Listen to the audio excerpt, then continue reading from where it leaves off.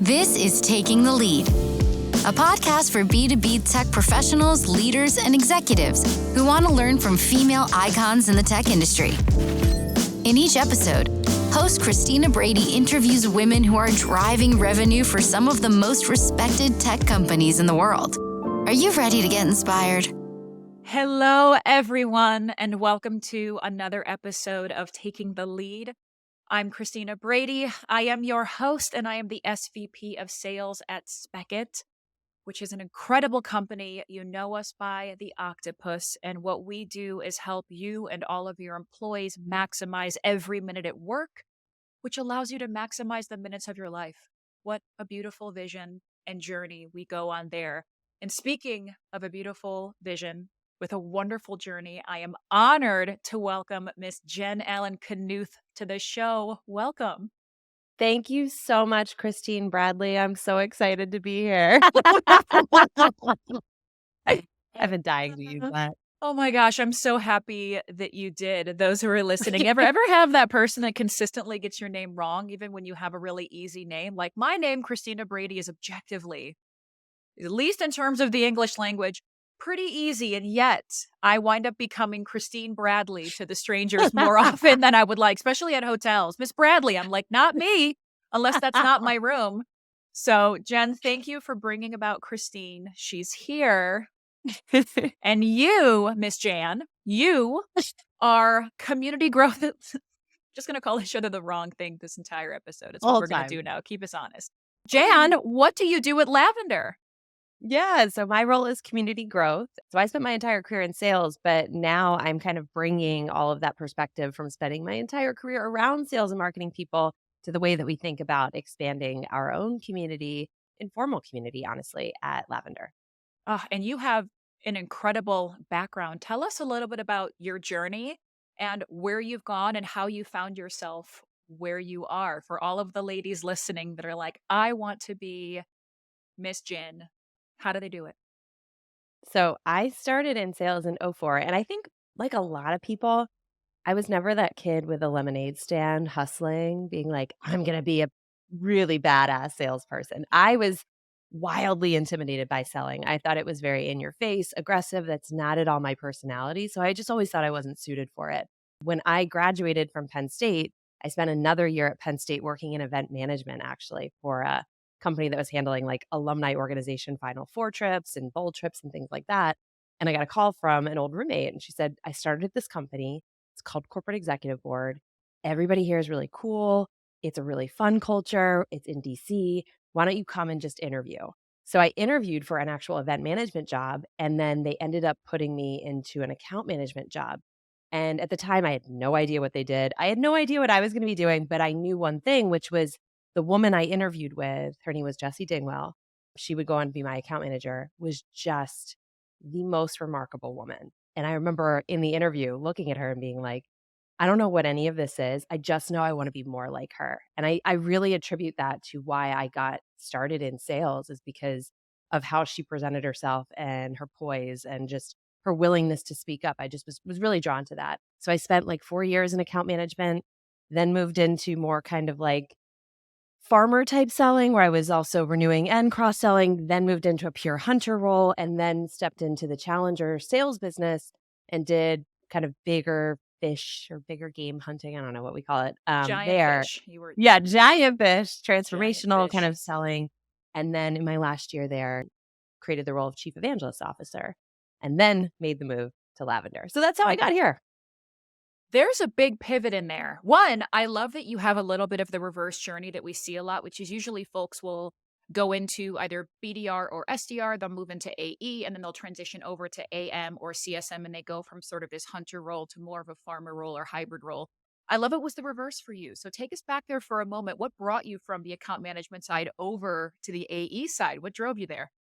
There was a very specific moment, and I remember it so clearly. I was at a healthcare company in the suburbs of Chicago, and I had an account day where I was meeting with both existing clients and then upsell, cross-sell opportunities in that business. And I remember sitting there looking at my calendar for the day, and I was like, the meetings I'm excited about are the ones where I have a potential to sell something. It wasn't like I didn't care about renewing clients. I did. But at that point, it just felt like something I was really confident in. I had like a 90 some percent renewal rate at the time. And I was like, I'm more nervous. I'm more intimidated by the sales meetings. And that makes me want to kind of lean into it. So I remember it so clearly sitting in that lobby. I love it. You like pain. You're like, that part over there makes me nervous. That part over there, there's no guarantees. I love it. I want to do that Yeah. forever. Okay, so tell us more about this chief evangelist role. How did you go about encouraging a company like Challenger, incredible company, to create what seems like a new role for you? And what was it? You transitioned from sales into something different. How did you go about getting a company like Challenger to evolve like that?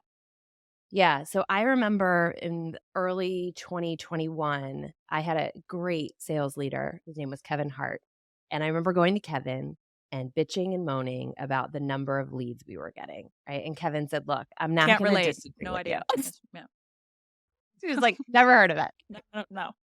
Kevin's like, I'm not disagreeing with you. It's not good. He's like, but you have a choice, which is you can either keep pointing fingers and expecting a system to change, or you can look within and say, what can I do differently to change the thing that is preventing me from making money? And that was one of the things I always admired about him is he gave me kind of the hard advice. He didn't just say what I wanted to hear.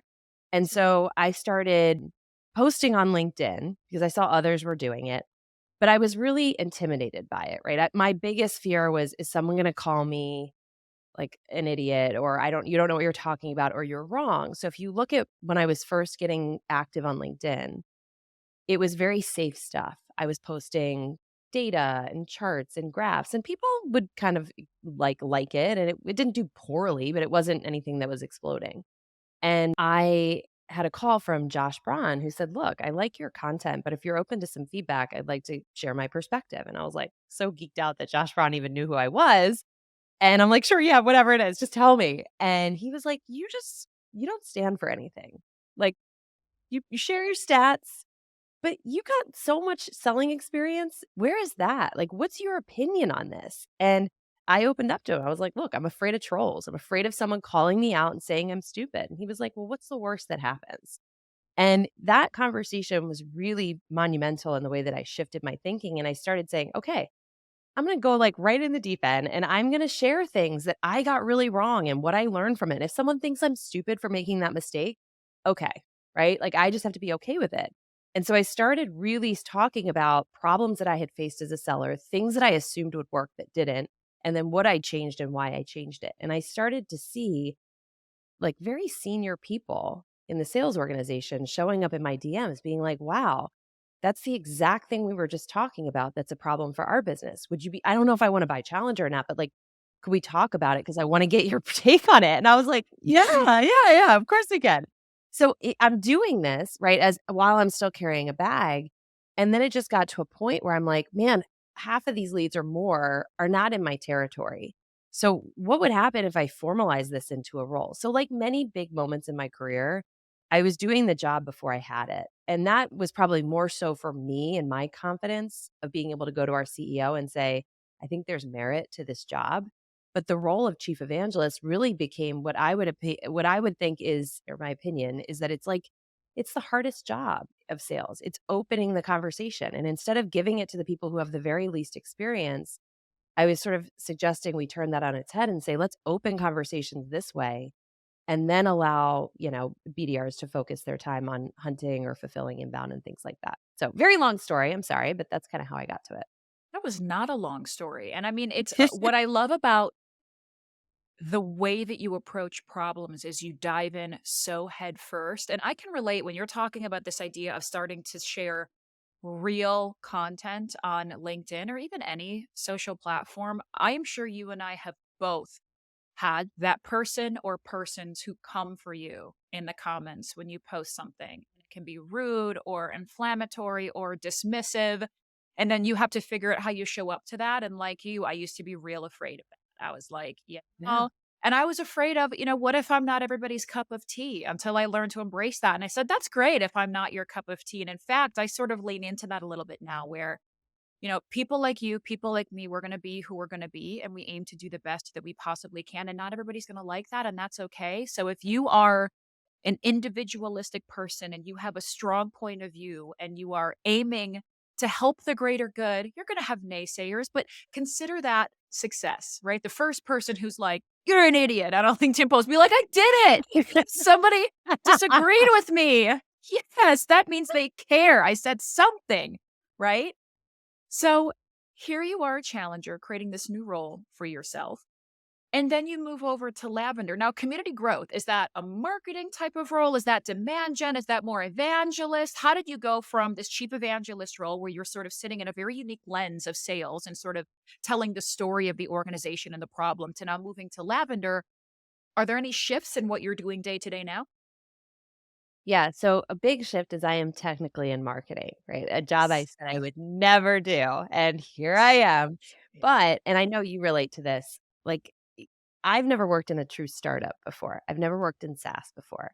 So I would say everything you've listed is part of my job responsibility, right? And it Yeah. does shift by the day. And so what I like about it is I still have an opportunity to flex those same skills that I think created value in my last job, but I also have opportunities to learn new skills like community. I'm not one of those wizards out there that created some massive community and grew it to 20,000 people, but that was actually exactly what Will Allred had said when he hired me. He's like, I don't want that. I want someone who has a voice in the community, someone that people trust, someone who I have seen stand up and just give, teach, teach, teach, teach.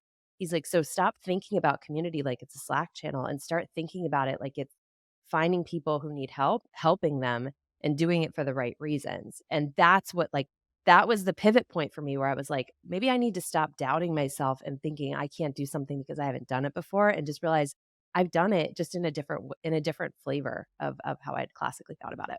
Yeah, well, and I firmly believe that all brilliant people spend the majority of their time doubting themselves. And it's the grit to get over that doubt that makes us be able to achieve things because we're going to be our biggest naysayers, right? It's like, I'm going to be like, I don't think I can do that. And yet I'm gonna.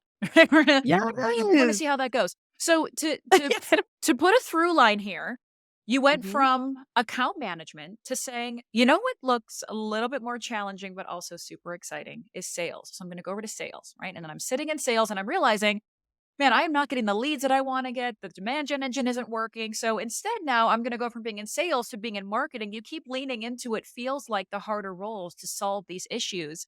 And so today, demand gen, marketing. Did you ever envision it would be the way that it is today with what we have from the economic landscape and this pending recession and the way that it's hitting startups and tech? What is it like to be a marketer in a world where I imagine you are now continuing as being on the marketing side to hear about how there's never enough leads, right? What's it been like sort of navigating marketing in today's day and age? Yeah, I think so selling throughout 08, 09 during the economic crisis was probably the best sales training I ever had, right? It taught me so much about assumptions that I held to be true. It taught me about belief systems that I had that were completely flawed. And as hard as this is, I don't want to make light of what people are going through. A lot of great people are losing jobs or worried about making ends meet. But I think for us as a profession, what and go to market in general, I'm not just speaking about sales, but anybody in a go to market role, there are two ways to look at a situation like this, which is either poor me and things suck, or I'm going to use this so that I can just be so much better, not just when times are hard, but when times are good. And I think if you look at my career, my figure it out moment was 08, 09. And then I just never forgot that, right? Even when times were good and people were buying, I never abandoned the things that I learned in 08, 09. And so I look at what we're in is two things. One, it's temporary. We'll come out on the other side. The pendulum always swings the other way. But two, every single day that we're in it is a moment for me to learn something and to evolve my assumptions about the way that we sell. Right? So if I look at the last year, I have learned an immense amount, even though I've only been in this community role for 5 months. Like, I've learned an immense amount about how much people are leaning into communities to not just do self-development, but to actually make buying decisions, right? Like, I sat at this table at an event for a community last month. And there was this conversation about this piece of tech that people were having. And I'm like, this is wild to me. Nobody's on the company website. Everybody's here. And they are taking these things that people are saying as fact. And that has so much more influence than anything I'm going to put on a shiny piece of like marketing collateral. And so things like that are really good teaching moments for me to say, don't spend 1,000 hours reformatting the font on this piece of collateral. Like spend 1,000 hours over out there and figuring out, where are my customers learning? What are they talking about? What are the problems that they're trying to understand? And that's marketing right now. And so I think it's really cool in the way that it's just completely changing a lot of our assumptions. Oh my gosh, big time. And the only thing to me in life that's permanent are the lessons that we take with us, right? Nothing thing is permanent except for what we learn to do and what we learn not to do from the experiences that we have. And so right now I'm hearing it too, right? From a lot of the sellers that I talk to, a lot of the marketers that I talk to, this idea of generating demand is difficult right now. That hasn't been difficult before. But if you think about it, a lot of the people right now who are working as AEs and BDRs, there's a good majority of them that didn't sell through 2007, 2008, 2009, like you and I did. They have a different level of tenacity. They've had different challenges. And so right now, what I'm trying to evangelize is this idea of everybody can contribute to demand gen and lead gen. And if we sit and we're waiting for somebody else to do it on both sides of the house, it's not going to happen. So sitting in your seat where you've been an account manager and you've worked with existing accounts and how to grow them and how to renew them amidst difficult times and easy times. You've been an account executive and had to start with full-fledged, you're a brand new prospect, you don't know who we are, and take you all the way through and sort of create your own leads. You're on the marketing side of it where you're having to create demand even further in the front of the funnel. If I'm a sales rep navigating today and I'm tired of waiting for somebody else to provide my leads, where do I start to learn how to build demand for myself? Do I just point to my BDR and tell them to work harder? Probably not, although that's what folks do.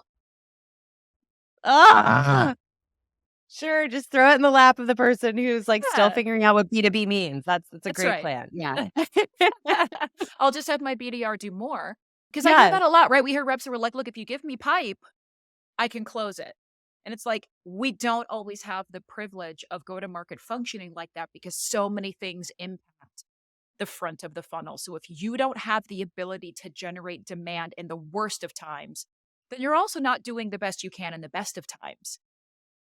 Where do sellers start? They're like, that's it. I'm going to be my own demand gen engine. First of all, I could like flip my desk over. I'm so Do behind it. that message that you just said. Second of all, so I think the thing I always go back to that has never taken me down the wrong path is literally just forget about what you're selling for a moment, right? Just forget about it and be so friggin' curious about the person that you're selling to, not just the little niche of what you sell them or the little category, but truly say, okay, if I am, and I take this example, this was one from Challenger, like if I'm selling to a superintendent of a school system and I'm selling them color copiers, do I really think that superintendents give a damn about color copiers? They don't, right? So if I spend all of my waking hours trying to compel them as to why they need to update from their black and white copy or why their dusty old copier is outdated, I'm going to lose that battle way more than I'm going to win. But if I sit back and say, let me think like I'm a superintendent of a school, what do I care about? Safety, right? There's nothing to do with color printers. I care about how students are performing on their tests because that's how we get funding. I care about kids showing up to class. I care about teachers showing up and not striking. Like there's so many bigger things I care about. And I think oftentimes we as salespeople, we live in our little bubbles around what we sell. And so my first piece of advice would be get out of your bubble and start thinking like that buyer, because what that's going to allow you to do is start making these unseen connection points. So for the Xerox example, right, it was like they couldn't get kids to pay attention in class, which meant they couldn't score highly on student test performance, which meant they weren't getting as much funding. So it's actually, if you look at it through that lens, you can figure out, hey, maybe the problem we solve is actually getting students to pay attention in class because they're bored of looking at black and white copy when they go home and see iPads and high-res video games. So when I understand that and I can be deeply curious about that, I can start then making these connections back. But if I'm just over here talking about copier speed and printing quality, I'm never going to get there.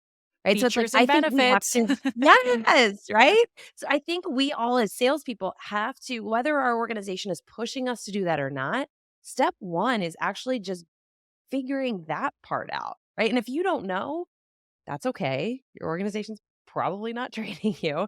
Spend time with your customers. Like, go on LinkedIn and reach out to people and just be like, I'm not even trying to sell you something. I'm trying to learn. Here's what my assumption is. Where am I off? But just give them something. Don't go out and just take, take, take. Give them something to show you put thought into it. I'll get off my Yes, soapbox now. stay on it, or we're going to give you a new soapbox. I love soapboxes. It's so hard to stand out because the advice that so many sellers get so consistently, and if you just open up LinkedIn, it is full of advice from the buyer who hasn't answered your email about how to get through to them, right? And so it's like there's so much advice, and yet I feel like this is where right now sellers are struggling the hardest. And honestly, leaders are having a hard time guiding their team on how to create that demand front of funnel because simply getting the time and someone to listen, getting somebody to open the message, how to properly stand out. You'll have one person who will tell you, this is the way to stand out. And then you do that, and another person says, that was absolutely the wrong way to go about it. So if you were to give one tip or two tips, why limit ourselves, as to how to stand out amidst a flood of AEs that are trying their darndest to get attention, what actually grabs attention and creates demand that AEs can do and can have control over? So, my very strong opinion is that the very one thing that we have that is not commoditized is our own unique personality, right? Yes. If someone gives you a script and they give me a script and we both read the same thing, people are going to interpret that differently, right? Because you and I are two totally different people. One of the things I loathe about sales is that there has for a long time been this mindset that you have to be really like aggressive and in your face and like, that's the only way that you can stand out. I come from a very, very different opinion where I'm like, man, sometimes when I look at it, the best people that I've engaged aren't always the loudest in the room, right? Sometimes they're really sitting there, they're thoughtful, and then they raise their hand, they ask a really powerful question. And so I think if you are sitting there listening to this, feeling like in order to stand out, you got to do funny TikToks and you got to be like, spilling your heart on LinkedIn. If that ain't you, like, don't do it. Ugh. But figure out what is the unique way that you tell a story? What is the unique story that you own that no one else does? And then how do you bring that to life? Because the last thing I'll say on it is just knowing how do you want someone to speak about you when you're not in the room is so key to being able to stand out. Because like me, if I was sitting there saying like, I want someone to say I'm smart and I'm never wrong and whatever, like the more you start talking about that, you're like, that's stupid. No one even likes that person. Why do I want to be that person? Like, I want to be the person that is okay being like, I fucked something up and here's what I fucked up. I want to be the person that's like encouraging to other people. And so really understanding, and I know it sounds cheesy, but like, who are you? What do you want people to remember you for? And then figure out what part of the problem that you solve lights you up. I don't care what you sell. If you sell a pump or a valve, you are still solving a bigger problem. Find a way to talk about that problem in a way that is deeply meaningful to you, and then go just shout it where your customers go to learn. That I know is like probably oversimplifying it, but I think it's a step many people miss.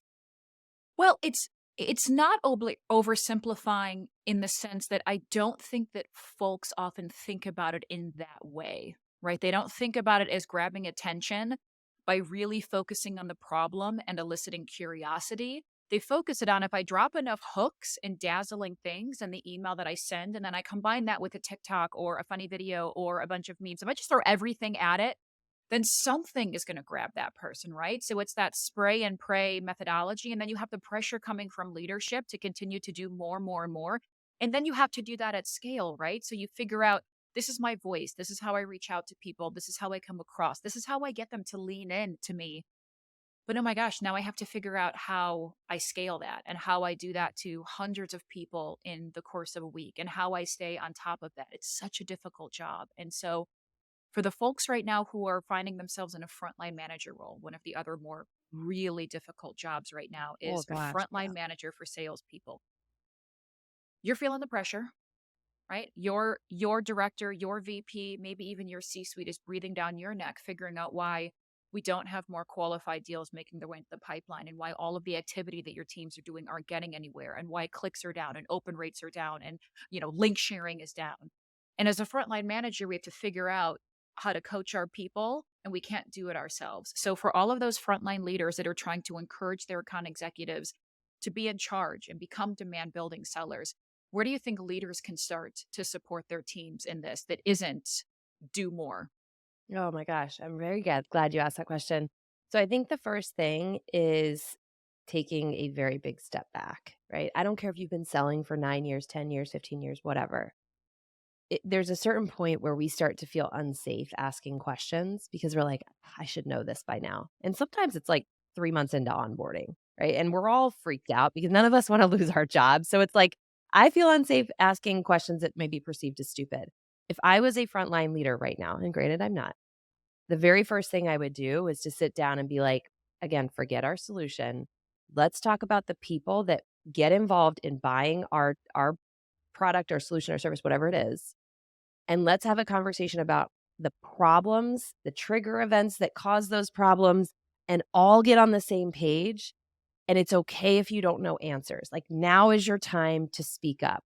And I would have that conversation again and again and again. And then I would be very consistent about, in deal reviews, asking the same sets of questions that have nothing to do about our sales process and everything to do with revisiting those assumptions. So for example, I, in my sales role, was lucky to work for that sales leader I mentioned, who every time we did a deal review was like, I won't even entertain coaching you if you can't tell me what this company sells, how they sell it, and who they sell it to. And the first time I screwed that up and was like, they sell, financial services. He's like, that's pretty broad. Like, what do you mean? And I had no idea. I was like, I don't know. I was hoping you could help. He was like, nope, that's work you can do. Right. But going back to that, what that allowed me to do was to really revisit, why am I even calling on this person? Is this even the right opportunity? Or am I just picking it because they got a lot of salespeople and it's a sexy logo? So I think, like, in many ways, when we go through ebbs and flows in an economy where we can get away with order taking and convince ourselves it's sales, we develop bad habits that we need to go back and correct.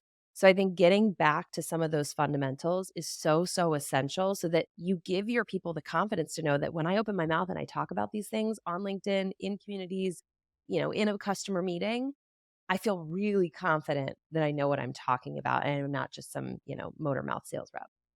Yes. Well, you've also done the work, right? Like, you sort of have that built in where you're like, I'm not just, looking at it from afar and coaching from the couch. I've done the work. And I imagine you get salespeople in your inbox too. And this is my big thing is, think about, one, the problem that you're solving. Two, what's going to generate curiosity. Three, are you selling like you, like a human being? And does that shine through? Also, four, the buyer that you're selling into, who else is selling into them, and what else is in their inbox that day? What are you competing with? And I don't just mean other sellers.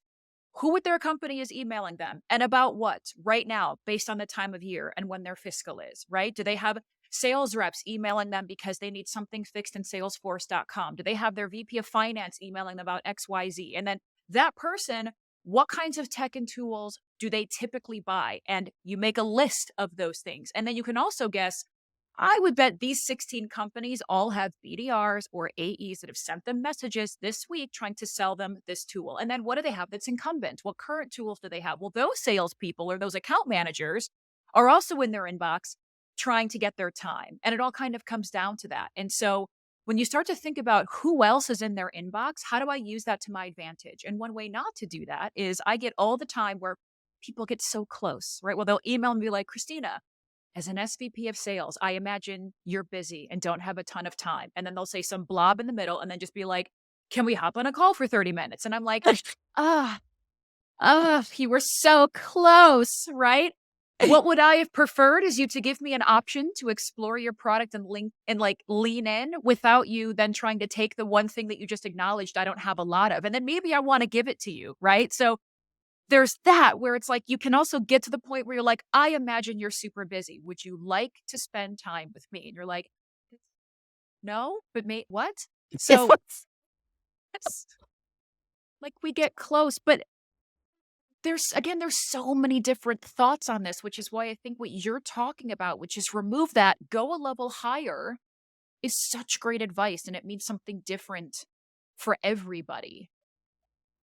Well, I was gonna say you said something a moment ago that I cannot like emphasize enough, which is think about all the other things that are competing for their time and attention.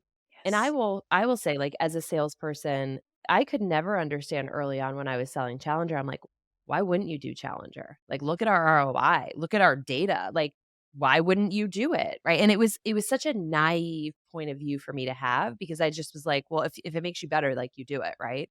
And, I can look back now and kind of make fun of myself for it, but I think what I was failing to realize at the time is this was also when tech was exploding. So I'm not sitting there as a salesperson thinking, "Hey, maybe they choose to solve a problem through tech instead." I'm thinking through this, like, really insular lens of they're either gonna do Challenger or they're not. And it's that context, it's that perspective that I think a lot of times we just failed to give our reps. And so they think they're competing in do you buy us or not, but it's a much bigger conversation that most of us aren't equipped to have because we've never been taught what are the other categories we're competing against. So I want to like love, love, love all over that point of that it's got to be so much bigger than just what we sell.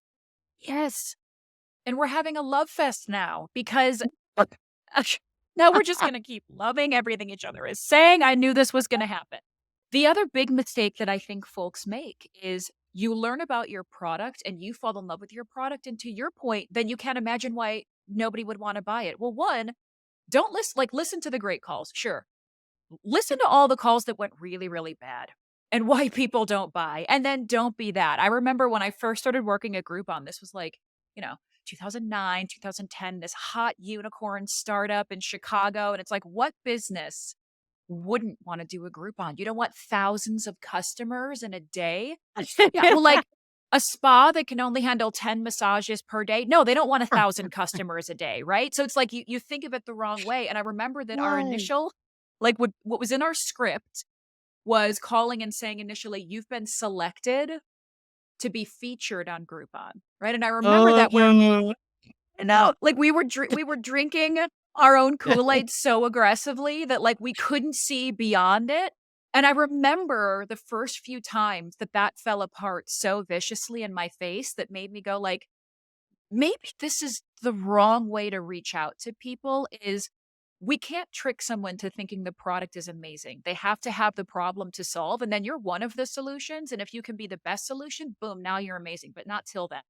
I remember calling people being like, you have been chosen to be featured on Groupon. How do you feel? Tell us how you feel. Right. And they're like, what? Like it's a restaurant, like it's a taco joint owner in the middle of Omaha, Nebraska. And I'm like, you've been chosen. Right. You are the And they're chosen like, one. yeah, you El Mariachi, you've been chosen. Right. And the script was like, how do you feel? And every time they were like, "What?" And I'm like, "You've been chosen to be featured." And they're like, "What is it, like a magazine article?" I'm like, "No, you've been chosen to be featured, which means we're gonna run a coupon and deeply discount your food, and then we're gonna take half, but then you're also gonna get half. And we chose you for this, right?" And the more you think about it, the more it's like, what a ridiculous way to approach people. But we were like, "This is it. This is the way. They're gonna be honored to give us this money." And that's just it's not how the sales works. And so if you're doing that version of you're so lucky I called you today, how do you feel? Right? Like Oh my God. that's how you come across. But you know what? Beyond just like that story made my eyes water. Like you're such a good storyteller. I just have to say it. Thank you. Like Thank you so that is the much. power of storytelling right there, folks. Right there. It's the one thing that I can do that covers a lot of my other inadequacies that I try to hide from the world. I mean, I will say that at least in this conversation, my favorite thing about what you did is you gave us such tactical and incredible information about not just what to do, but how to do it and a new way to think about approaching your job. And right now, that's like medicine, right? If I can find a different, more hopeful way to feel like I have some control amidst the uncontrollable, that's the way that we get through the next couple of difficult months and into a beautiful time. And I know you agree. If you can sell now, if you can market now and generate leads, oh my God, when it gets better, you're going to be soaring, right? So, Absolutely. This is like it's like running a race, right? I don't know why yes, I chose that. I hate do running. I it. Go never with it. Now you run. have to go with it. It's fine. Now I'm That's going with it, right? But this like is your metaphor now. Yep. because I hate running, I'm going to find the race to be miserable. But when I cross that finish line, I'm going to be looking back saying, "My God, I did it." Like, and I didn't think I could do it, and I didn't want to do it, but I did it. Like that's how I think, it's very easy to get sucked into pessimistic land and everything is against me and I'm going to fail and there's days when it's important to just feel that. Like I'm not saying be overly optimistic, but doing that, feeling that doesn't make it any better, right? So whether you win or lose the deal, like try these things, try new things and just stop holding on to what worked in 2021. Like we're not in 2021 anymore. Yeah. And the paradigm shift, right? You hate to run until someone's chasing you. Now I love running, right? So like my Yes, and I love it. motivation, now I love it. Now I love that I can run. I'm being chased or I'm running to something, right? So it's like, and that kind of reminds me of the printer example, which is what if I paradigm shift the motivation there from I hate doing the thing to now the thing is actually getting me where I want to go and need to go. If you can make your buyers feel that way, that's when they want to buy. And this is what Jan Knuth has taught us today. I just keep thinking Brady Bunch when you I say know. that. I know, Jan. Jan. Speaking of revealing things, we have gotten Yes, to the point of the conversation where it's time for the rapid reveal. Are you down? let's You do have to it. be. You don't have a choice. Okay, Yeah. great. Question number one. You have 60 seconds or less to answer each. Number one, what's the best vacation that you've been on and why? Easy. Harbor Island in the Bahamas, little island, 2 years ago, because that's when I got or no, a year ago. My gosh, weird time. That's when Nick proposed to me, so it's always gonna be super meaningful. Oh, yes. I feel like I'm there, which would have been inappropriate in the moment, but now I can envision it. Like I was there. Beautiful. Number two, what's an irrational fear of yours? Mm, this one's stupid, but I'm going with it. I Great. cannot stand when people grab my ribs, like, in a little joking, like, poke or like a, "Hey," like, it sets me off, and the noises that you will hear come out of my mouth are irrational, so I picked that as my You make irrational an fear. irrational noise. You know what though? I think in general, a lot of women are like touching me in a way, right? Like one of my irrational fears, and I work in tech, and this is the worst one to have, but fist bumps. I hate fist bumps and I worry about them because I always wear rings. And when you go to fist bump somebody, I'm like, I'm gonna poke you. Right. And so I always get nervous when I'm in a landscape with a lot of tech people. And I would say I don't want to generalize, but mostly the tech bros are always like, yeah, and they come in with and I'm like, and then I do like a weird like side fist or like it's fit or like I go with the Like a knuckle. backward? Yeah, do like a weird, or sometimes I'll like, because I'm like, I open my hand. Just the thought of entering a room and being like, someone in here is going to want a fist bump, and I don't know how I'm going to handle it. It gives me anxiety every so I can't wait to be at my next networking event with you and be like, "Go fist bump her. Go do it. She be like, loves them." yeah, me, like little. Okay, number three. What inspired you recently? Mm, I hope this counts as recently. We went to Coldplay at Soldier Field last May, just about this time a year ago.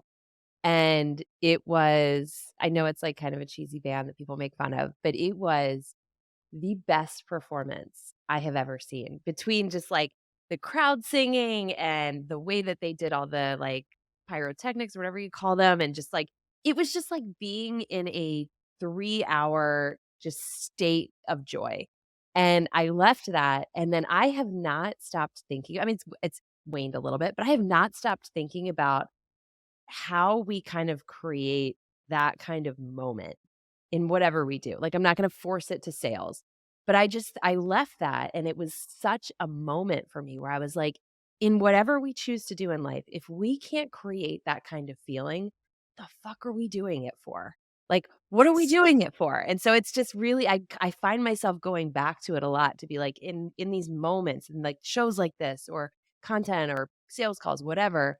how do I create something that is truly special, truly memorable? Ugh.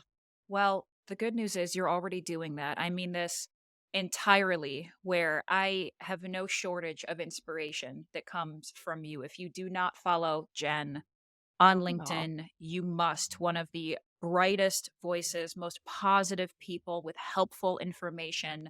You're just a joy to be around and to hear from. And so, how do folks find you and also learn more about the amazing thing that Lavender is doing and helping in this space and getting folks through? You want to talk about how to build your own demand?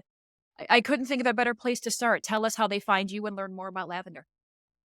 Thank you so much, first of all. That means a lot to me. So you can find me on LinkedIn. I did one video on TikTok, and I'm a one and doneer there. So LinkedIn, Jen Allen Knuth. And then Lavender, speaking of talking about problems, right? Like most people are like, oh, it's an AI writing coach. And it is. But one of the things that drew me to it is there's so many moments in sales where we're not in the room, we're in front of our Mm. buyer, and our writing is our representative, right? But there's very few moments in a seller's career where we're ever taught how to write for an executive audience. Like we go to school and we learn to like double space our papers and put them in 14 size font and write as long as we can to meet a minimum word count, right? And then we come into sales and we write cold emails the same way. So as much as Lavender is trying to solve for bad cold emails, I personally was first drawn to it when I realized as an AE, my proposals, my demo follow-ups, my group meeting recaps, all of these were moments where my writing wasn't representing my true voice. And so Lavender helps me make my writing just better to read, right? Like more thoughtful of the recipient who's getting hundreds, if not thousands, of emails every single week. Yeah. What a way to kick things off on the right foot. I love it. Jen, thank you so much. Thank you. This was so much fun. I wish this was like a 4-hour podcast, but I'll take I know. 48 One minutes of you day any we'll day. just record 4 episodes and then that'll be it. Yay. That's all, folks. Thanks for joining us on this episode of Taking the Lead. If you're looking for more inspiring stories from women leaders in B2B tech, then visit us at motionagency.io/takingthelead.